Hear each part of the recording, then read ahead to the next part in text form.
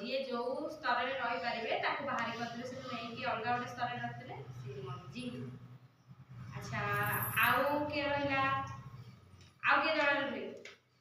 ଆଉ କୁମ୍ଭୀର। କୁମ୍ଭୀର ରୁହେ ସେ ସ୍ଥଳରେ ବି ରହିପାରେ ଜଳରେ ବି ରହିପାରେ। ସାପ ବି ସ୍ଥଳରେ ବି ରହିପାରେ ଜଳରେ ବି ରହିପାରେ। ଦେଖିଥିଲୁ ଗୋଟେ ସାପ ପହଞ୍ଚିଲା ମୁଁ ଆଉ ଆଚ୍ଛା ହଉ ମୁଁ ଦେଖିଥିଲେ ମୋର ଜଣେ ଦେଇ ଅଛନ୍ତି ତାଙ୍କ ପୋଖରୀକୁ ଯାଇଥିଲି ଦେଖିଲେ ସାପ ଏମିତି ରହିଥିଲା।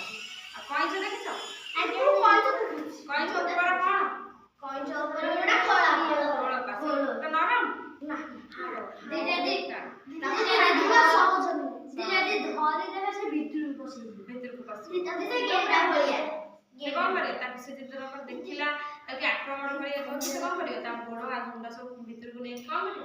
ଗେଣ୍ଡା ଭଳିଆ ଆମକୁ ଯୋଉ ଲାଗିବ କି ସେଇଟା ପଥର ଆମେ ତାପରେ ଠିଆ ହବୁ ପାଣିରେ ଥିବ ଆମେ ତାପରେ ଠିଆ ହେଇଯିବୁ ସେ ଯେତେବେଳେ ମୁଣ୍ଡ କାଢିବେ ଗୋଡ଼ କାଢିବେ ଆମେ ଦୁଇକିନା ପାଣି ଭିତରକୁ ପଶିଯିବୁ।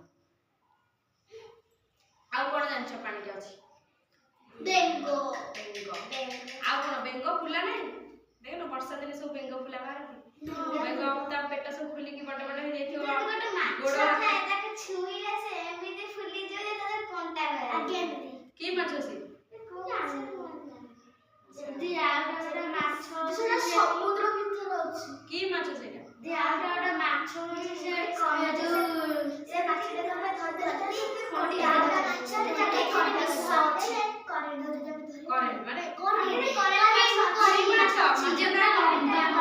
ମାଛ ନା କଣ? ବିଜୁଳି ମାଛ। ଆଚ୍ଛା ହଉ ଆଉ ସବୁ କୋଉଠି ମାଛ ଆଉ କଣ ଜାଣିଛ? ଆଉ ସବୁ କଣ ଜାଣିଛ? ଗୋଲ୍ଡେନ ଫିଶ ମାନେ ଗୋଲ୍ଡେନ କଲର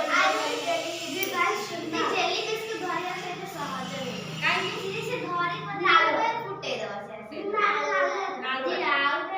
ମାଛ ଧର ସେ ଏମିତି ମାରିଦେଲେ ଇଁକି ଛାଡ଼ିବ। ଦିଦି ଆଉ ଗୋଟେ ଏମିତି କଣ୍ଟାଟେ ମାଛ ଥାଏ ଦି କରେ କଣ୍ଟା ଥାଏ ହେଲା ମାନେ ଟିକେ ଛୁଇଁଦବ ପୁରା ଫୁଟେଇ ଦବ। ଆଚ୍ଛା ହଉ ଅକ୍ଟୋପସ।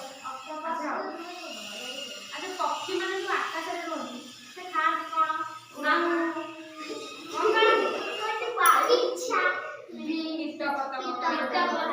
ଆଉ ସେ ରୁହନ୍ତି କୋଉଠି?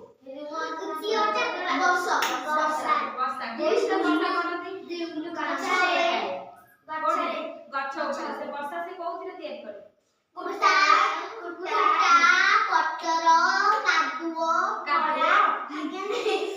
କୁଟା କାଠି ନଡା ଏମିତି ଗୋଟେ ଗୋଟେ କଣ କରେ ତା କଣ୍ଟାରେ ନେଇକି